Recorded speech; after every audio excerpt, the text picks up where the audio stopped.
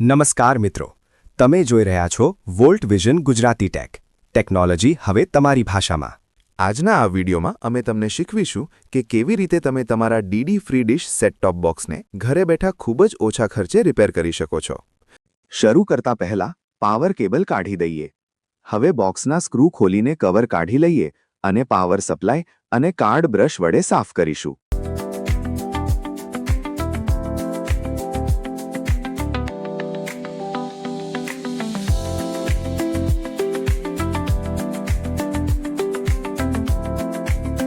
હવે મધરબોર્ડ અને power card વચ્ચે જે બે વાયરની સફેદ પટ્ટી જોડાયેલી છે તેને સાવચેતીથી બહાર કાઢો। ઘણીવાર પિનમાં કાર્બન જામી જવાથી પણ પાવર નથી આવતો। તેને બ્રશ કે કપડાથી સાફ કરી ફરીથી બરાબર બેસી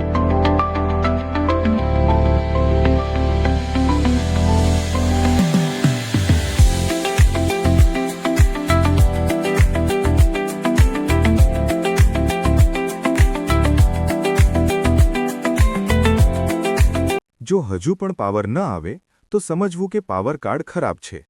હવે પાવર બંધ કરી જૂના કાર્ડમાંથી પિન નીકાળી લો।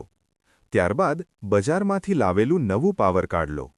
જે રીતે તમે જૂના કાર્ડમાંથી પિન કાઢી હતી તે જ રીતે સાવધાનીપૂર્વક નવા કાર્ડમાં પિન લગાવી દો।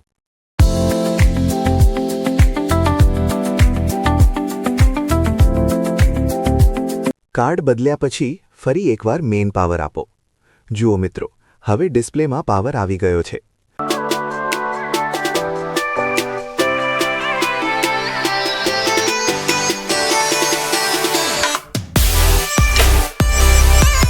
હવે ટીવીના ઓડિયો વિડિયો કેબલ લગાવો અને છત પરથી આવતો ડિશનો કેબલ પણ જોડી દો।